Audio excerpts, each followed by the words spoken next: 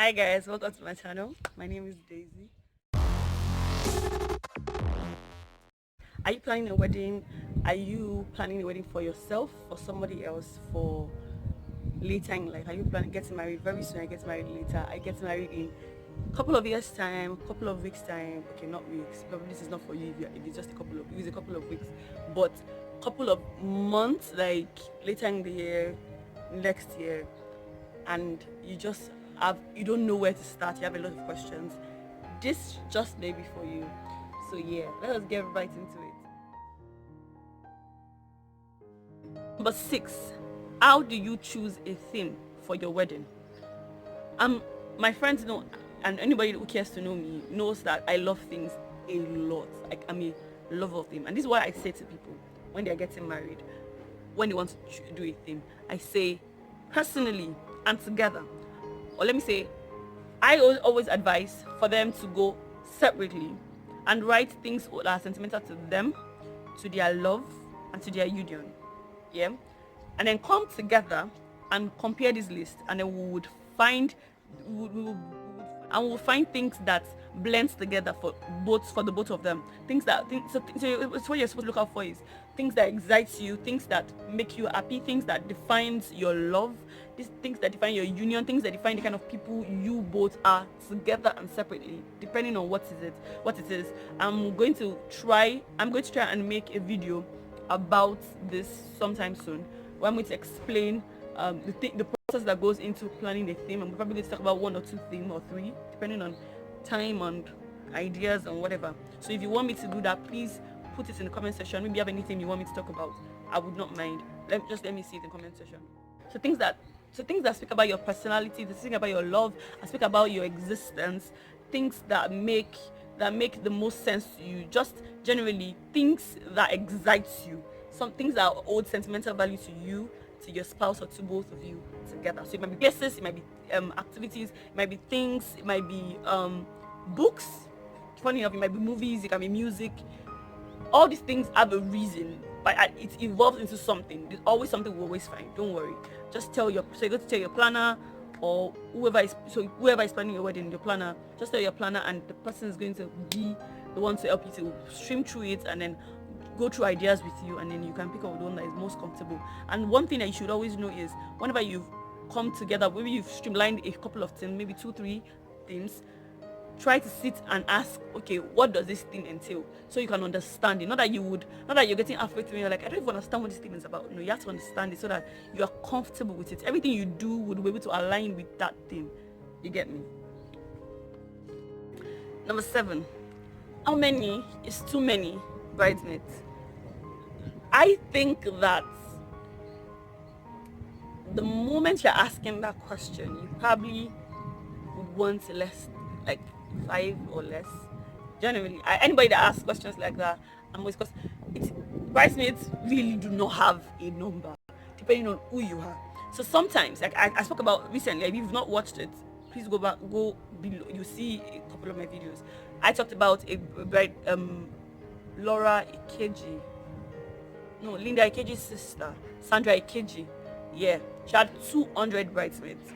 200 bridesmaids. Crazy, right? If you think that's crazy, I think it's crazy. But generally, what's number one? Your personality. Your personality determines the kind of people you put around you. So sometimes your personality is very, very shy. You're very shy. You're timid. Now that's split into two. You don't want anybody trying to you're not a crowd person. You probably should not do you that do very little bridesmaids, less than 5, maybe 4 3, or just your best lady, your cheap bridesmaids, your cheap bridesmaid, and probably a little bride, if you even want a little bride at all, because it's not even necessary. It's not compulsory. Some people don't do these days. So some people do 200, like I said earlier. Some people do 10, some people do 12, some people do 20, depending. And honestly, it just depends on your personality. It depends on your kind of friends. If you're the kind of person that wants all your friends to be there, depends on the sentimental value each of these friends hold. Some people have very close circle, and they want all this your close circle to be there for them and to be their ride or die that day. Some people want people that would be able to ginger them. Some people want people that will be able to able to push them to do, like, push them to be able to have enough fun as they would. People that will be there for them that would not necessarily be maybe Ashebi if you're Nigerian. So I'll not necessarily be Ashebi, you get the drift, yeah? So sometimes it just depends on your personality, the kind of friends you have, the things, the idea you have. And then sometimes you need just keep checking pictures where people have bridesmaids and stuff. Maybe you go to Bella Niger weddings, all these wedding channels and wedding uh all these wedding channels and wedding blogs and wedding Instagram pages and whatnot, and check. Okay, when you see some, say, this is too much. If you see 7, I say, it's kind of there's so many. You probably are looking at the 8, 4, and you see bridesmaids of 3 because you are bridesmaids of 3. You're probably looking at, this is too small. Probably you just stay with 5. You get what I'm saying. So if you just look at the dynamics of what you're looking at, so it is never really too much or too small, because it is just you. It's about who you are and the kind of person you are. Some people just want they are the kind of people that just like a lot of people, and that might just be it. Some people just like a lot of people around them, and they just want to have fun around people around them. Because personally, I think that bridesmaids should be a close circle. Some people use people that are younger than them, so it depends. It just really, really depends on the kind of person you are. So it is, so nobody can dictate to you how many bridesmaids you should have or how many people should be around you. Only you dictate that. Some people just want to have a cheap bridesmaid, and their husband should have his best man, and they're just fine. Every other person probably should be Ashebi if they're going for Ashebi, especially if you're Nigerian.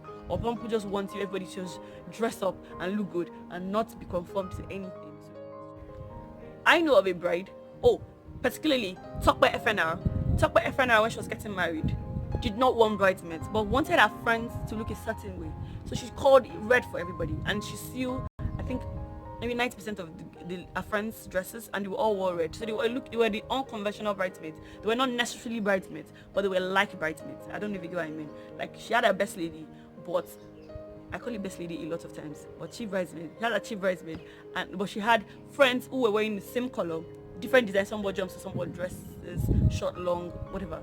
But they all wore red, and they would take pictures with her, and they look like bridesmaids, but they were not conventional bridesmaids. So this is different things that will come out through the kind of person you are. So it's personality. Number 9, what elements will make the biggest impact on my ambience? And it's lighting. So now, lighting can do a lot. So you can have a great decor here. No, you have to have a great decor. You can have a great decor here, and you have bad lighting. By the time your pictures come up, you will hate that decor. Lighting does a lot for your ambience. If you want, it depends on the mood you want. So sometimes you just want a colorful mood, lighting will do it for you. You want somewhere very bright, lighting will do it for you. If you want the place to look like you are in heaven, you are in a very clear, clean space, lighting will do it for you. So lighting does a lot for you. Lighting is like something you should invest your money on when it comes to weddings. If you really, really love great pictures and great looks and great ambience, lighting will do it for you, hands down. Yeah, take it or leave it. Yeah. Yeah, so lighting will do it for you. Number 10, the last one. I made it's supposed to be 11, like I said earlier at the beginning. 11, like I said earlier at the beginning, but I made I think number 2, A and B. So yeah. So number 10 is that, how do we find the right venue? Firstly, the size of your wedding. The size of your wedding determines the kind of hall or space you would get, and the type of wedding you're having also. Some people want an open air wedding, so it might not be all generally, it might just be space. But I'm talking mainly, might not be all generally, it might just be space. But generally, venue, when you're looking for a venue, the size, the type of wedding, your budget, very important, your budget. The type of wedding also, another ground is, sometimes you want some kind of aesthetics and prosthetics at your wedding. A lot of times you want some type of aesthetics at your wedding that some halls can give to you. Yeah. So sometimes there's some things that are very important to you that you want to see at your wedding, and some halls won't allow. Some halls don't allow certain things, and you would not be able to have that maximum fun or enjoyment you want at your wedding if you take such halls. So these things matter. The budget matter. The amount of money you have for this hall really, really matters as well, because you might see a hall that fits everything you want, the size, everything, and then it's over budget. I would not advise you to take it. You can open your options, and which is another thing. open your options. Don't be too closed minded. There are some things where you can find other ways to do it without necessarily doing that exact way. I don't know what I mean. Like maybe you want to do a particular thing and that all doesn't allow it exactly like that. Maybe or that all doesn't have that particular thing, and but you can improvise and still get it done. By all means, get it done if that all matches every other thing. Do you get what I mean? So, and then proximity to the venue, to your, maybe your place of worship if you're doing like a white wedding. Proximity, like space, where it is, area. You need to know the area, like area, because of security, because of people getting access to the place. So it sometimes depends on area. So the area that the place, the venue would be, is also very, it determines a lot, because you will not just want to get a place where people can easily locate. You want to get a place where the aesthetics, the general aesthetics, people can take pictures outside, pictures just look shabby. You would not, and I would not, you would not like it at the end of the day, and I would not advise it either. So it is very important that you get a place that makes you happy, as long as you're following budget and it works with your size, your wedding size. Because some people want 1,000 guests at their wedding, and all that they love, you can't take more than 500. So it's either you cut down your guests or you look for another hall. So yeah. So thank you guys for watching. If you have more questions, please put it in the comment section. Yeah. And I would be doing more as time goes on, later on in life, this year, wherever. I will probably look for another time to do frequently asked questions about weddings, and I would love to hear from you. So if there are anything you want to ask me and you want me to also review, videos, questions you want to ask me, I would love to hear from you. Put it down in my comment section, and we'll see again in the next video. Thank you guys for watching. Live, love, and laugh. Please stay at home. This COVID period is real, and you need to sanitize your hand, wash your hands, and just stay at home. Be safe, please, and please be safe. That is very important. Be safe. There are different stories coming up nowadays. Be safe. Keep yourself hydrated. Keep your immune system popping. Yeah. Thank you guys for watching. I love you guys. Live, love, and laugh.